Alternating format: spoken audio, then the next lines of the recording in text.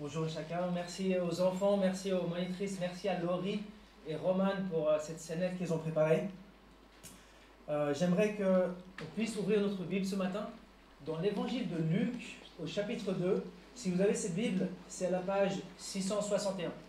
Alors je me présente, je m'appelle Étienne, je suis le nouveau pasteur de cette église.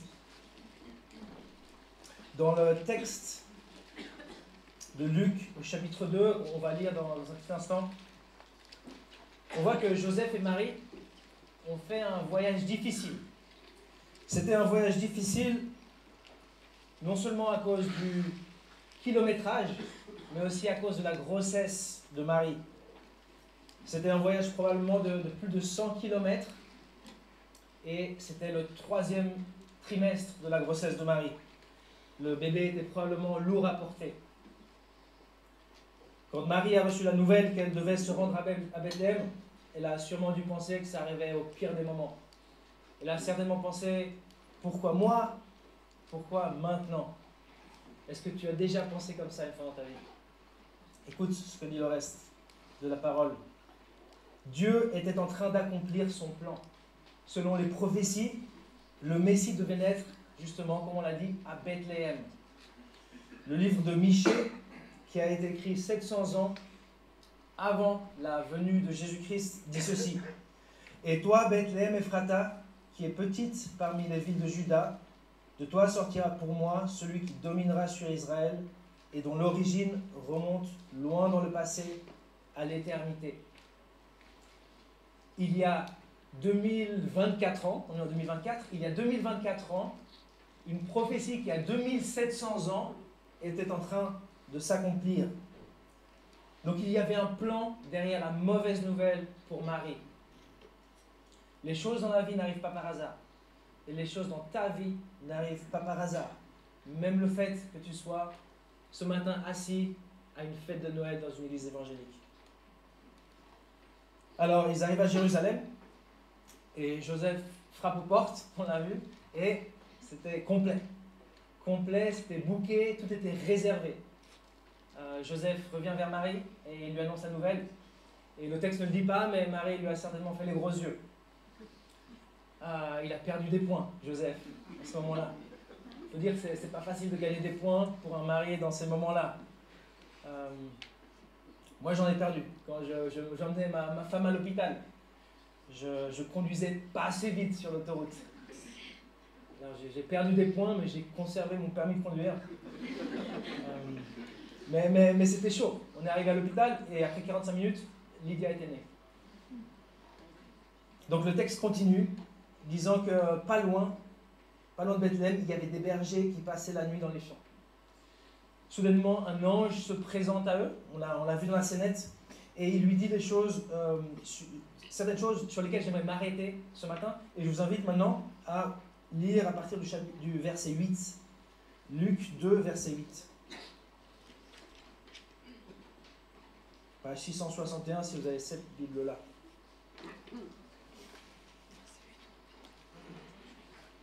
Et on va lire jusqu'au verset 15.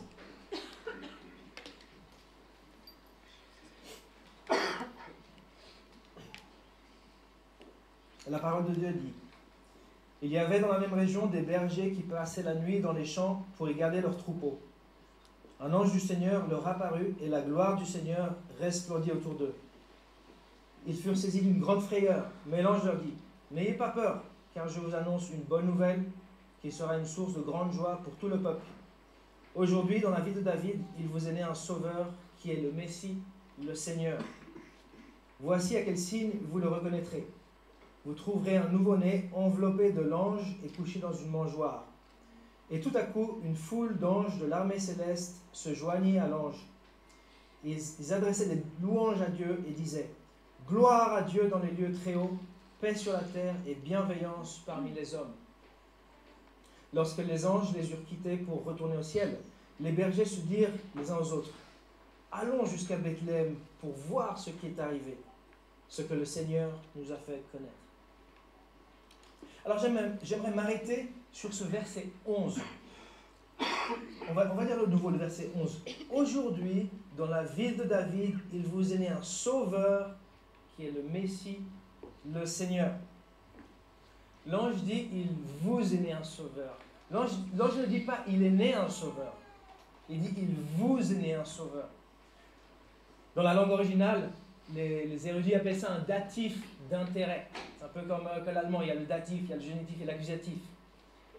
C'est un datif d'intérêt. Il est né un sauveur pour vous. Il est né un sauveur à ton avantage, à votre avantage. Alors le texte ne dit pas de quoi les bergers devaient être sauvés. Certes, ils n'avaient pas le meilleur travail de l'époque, garder les animaux, mais est-ce qu'ils avaient besoin d'être sauvés de cela? Je ne pense pas. Le texte ne dit pas qu'il y avait un danger imminent, des bêtes sauvages qui les attaquaient ou des voleurs. Le texte ne dit pas qu'ils avaient une maladie physique. De quoi devaient-ils être sauvés? Pourquoi l'ange leur dit, n'ayez pas peur, je vous annonce une bonne nouvelle, il vous est né un sauveur. C'est cool d'avoir un sauveur, mais si tu ne sais pas de quoi il sauve, c'est moins cool. Eh bien, les bergers savaient exactement de quel sauvetage il était question. Et les premiers lecteurs de l'évangile de Luc savaient aussi de quel salut on parlait. Pour eux, c'était clair. Il s'agissait d'être sauvés des fautes personnelles. La plupart du temps, la Bible appelle cela le péché. L'évangile de Matthieu clarifie le tout. Dans le passage de la naissance de Jésus, selon l'évangile de Matthieu, on lit ceci. Elle mettra au monde un fils et tu lui donneras le nom de Jésus, car c'est lui qui sauvera son peuple de ses péchés. Donc Jésus est un sauveur qui sauve les gens de leurs péchés. Un autre passage, aussi dans Matthieu, dit ceci. Le Fils de l'homme, en parlant de Jésus, le Fils de l'homme a sur la terre le pouvoir de pardonner les péchés. Donc la bonne nouvelle de Noël, ce n'est pas premièrement les cadeaux ou les vacances. La bonne nouvelle de Noël, c'est que celui qui peut sauver des péchés est né. Et il est né dans une petite ville d'Israël au temps d'Auguste César. C'est un fait historique. Alors maintenant, c'est la bonne nouvelle. Maintenant, je dois te donner la mauvaise nouvelle. Alors, on a choisi la bonne nouvelle d'abord. Maintenant, il faut que je te donne la mauvaise nouvelle. Il faut parler de cette mauvaise nouvelle, sinon on ne va pas comprendre la bonne. Parfois, il faut connaître la mauvaise nouvelle pour comprendre la bonne nouvelle. Je te donne un exemple. Ce n'est pas une bonne nouvelle que je te dise on a trouvé un donneur compatible avec toi. Il vient d'appeler. Tu peux avoir une greffe de rein. Par contre, si tu as reçu la mauvaise nouvelle que tu vas continuer à être en dialyse toute ta vie, alors ça devient une bonne nouvelle. Alors la mauvaise nouvelle qui rend la bonne, c'est que tes fautes te déclareront coupable au jour du jugement. Oui, tu m'as bien entendu. J'ai dit que tu avais des fautes, tu étais coupable. Et je me permets de dire ça, pas parce que je suis meilleur que toi, mais c'est parce que c'est ce que dit la Bible. Les écrits sacrés disent que tous les hommes sont pécheurs, y compris toi, y compris moi. Regarde juste deux textes. Un texte de l'Ancien Testament. Non, il n'y a sur la terre point d'homme juste qui fasse le bien et qui ne pêche jamais. Et quand il parle d'homme, c'est le terme général, il parle d'un être humain, homme et femme. Le Nouveau Testament confirme cela. Paul dit aux chrétiens de Rome, il n'y a pas de différence. Tous ont péché et sont privés de la gloire de Dieu. Ça inclut tout le monde. Toi et moi aussi.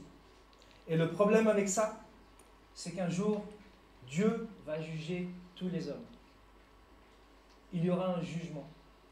En fait, la Bible, ce jugement, elle en parle souvent. Elle en parle très souvent. Dieu va juger tes actions, même celles qui sont cachées, celles qui sont secrètes. C'est un peu comme si il y a des caméras de surveillance partout, invisibles, qui depuis ta naissance savent tout ce que tu fais. Voyons quelques versets qui parlent de ce jugement. Il est réservé aux êtres humains de mourir une seule fois, après quoi vient le jugement. Dieu a fixé un jour où il jugera le monde selon la justice. Et je vous ai dit, même les actions secrètes. Regardez ce que dit le verset suivant. Dieu jugera par Jésus-Christ les actions secrètes des hommes.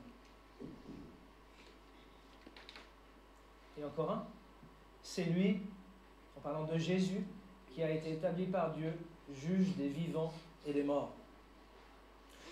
Il y aura un jugement des vivants et de ceux qui sont déjà morts. C'est ce qu'on appelle le grand jugement ou le jugement dernier. Les bergers savaient très bien cela et comprenaient quelle était la bonne nouvelle, pourquoi ils avaient besoin de ce sauveur. La Bible parle du jugement dernier. Et bien que notre société nie la réalité de ce jugement, personne ne sait ce qui se passe après la mort pour savoir si c'est vrai ou pas. C'est la Bible qui a prédit tant de choses qui se sont accomplies à la lettre, comme le verset de Michée qu'on a lu au début. Si la Bible, qui a prédit tant de choses qui se sont accomplies à la lettre, parle d'un jugement dernier à répétition, il est plus que raisonnable de croire que ce jugement aura lieu. Et au fait, ce n'est pas uniquement le christianisme, toutes les religions abrahamiques, y compris le judaïsme et l'islam, parlent de ce jugement dernier. Ce jour-là, toutes tes bonnes actions ne serviront à rien.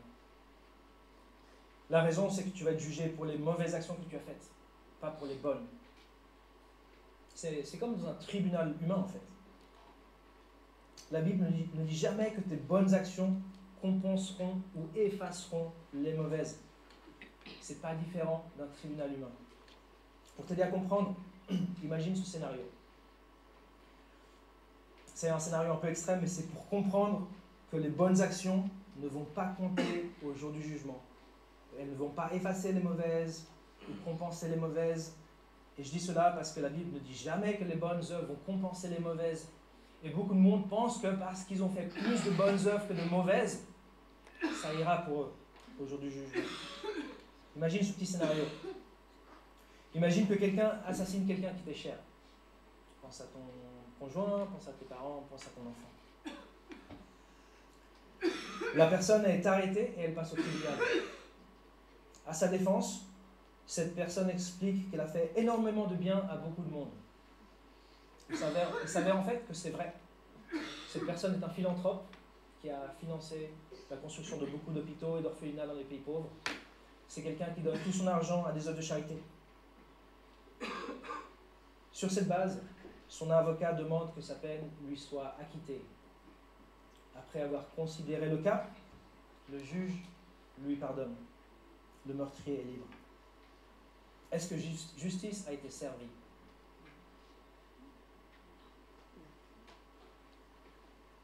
Je parle d'un meurtre, mais peu importe la magnitude de tes fautes, Dieu accepte uniquement la perfection au paradis. Pour lui, pour Jésus, le Fils de Dieu, une parole dite contre quelqu'un est condamnable au plus haut point. Dans Matthieu 5, au verset 22, Jésus dit « Tout homme qui se met en colère contre son frère mérite de passer en jugement. Celui qui traite son frère d'imbécile mérite d'être puni par le tribunal, et celui qui le traite de fou mérite d'être puni par le feu de l'enfer. » Pour Jésus, tous les hommes ici présents ont commis l'adultère. En tout cas, si on se fie aux statistiques. Dans Matthieu 5, 28, Jésus dit « Tout homme qui regarde une femme pour la convoiter a déjà commis un adultère avec elle dans son cœur. » Si tu regardes, ou si tu as déjà regardé de la pornographie, tu as commis un adultère. Mais ce n'est pas uniquement les hommes. Toute femme qui convoite un homme marié pour sa gentillesse, sa galanterie ou autre chose, a aussi commis un adultère avec lui dans son cœur. Dieu n'accepte uniquement la perfection au paradis. Donc la mauvaise nouvelle, c'est que tu es coupable et qu'il y a un jugement à venir. Mais regarde ce que dit la suite de ce verset. Tous les prophètes rendent de lui le témoignage que toute personne qui croit en lui, en parlant de Jésus, reçoit par son nom le pardon des péchés. Gloire à Dieu. Tu peux être pardonné de tes péchés si tu crois en Jésus. Le pardon des péchés ne se trouve pas en Bouddha, Confucius, la mère Teresa.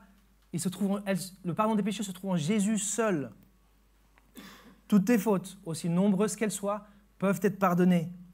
Jésus est le sauveteur, et il est le sauveur, et le salut, Le sauvetage t'est offert gratuitement. Si tu crois en Jésus-Christ, alors saisis la perche que Dieu te tend. Dieu te tend une perche, saisis-la. Aie tes péchés pardonnés aujourd'hui. Obtiens le salut de ton âme. Où iras-tu si tu meurs aujourd'hui? Où iras-tu si tu as un AVC et tu meurs? Si tu as un arrêt cardiaque, si tu as un accident de la route, où iras-tu si tu meurs aujourd'hui? Obtiens le salut de ton âme. Jésus est le seul qui peut pardonner des péchés. Reçois-le. Crie à ce Sauveur. Il faut Jésus pour aller au paradis. Jésus dit, je suis le chemin, la vérité, la vie.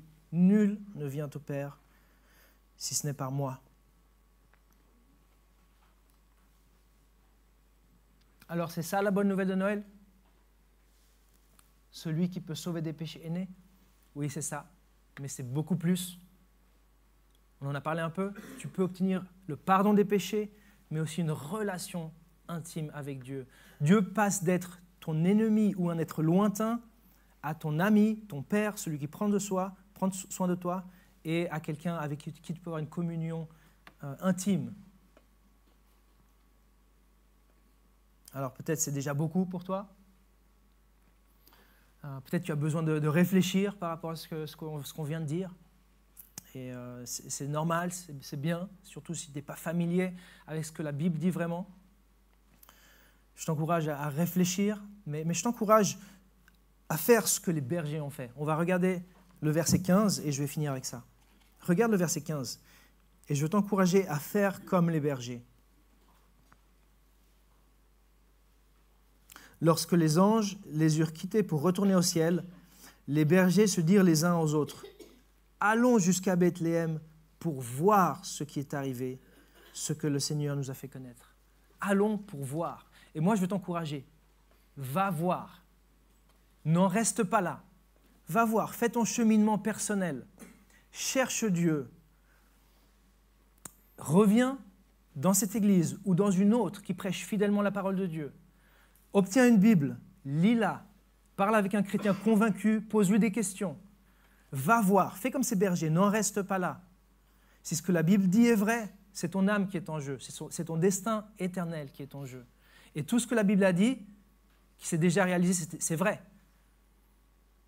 Il y a toutes les raisons de penser que ça, c'est le message, vraiment un message qui est vrai. Il y aura un jugement, mais Dieu, dans sa bonté, te donne un sauveur, son Fils. Si tu reçois Jésus dans ton cœur, tu vas recevoir la paix. Ce sera la vraie paix de Noël, pas la paix que le monde te vend. Le plus beau des cadeaux, c'est le cadeau que Dieu a fait. Il te donne un sauveur. Et j'aimerais que tu puisses réfléchir à cela pendant ce temps de Noël. Et je veux terminer par une prière maintenant. Accompagne-moi dans la prière.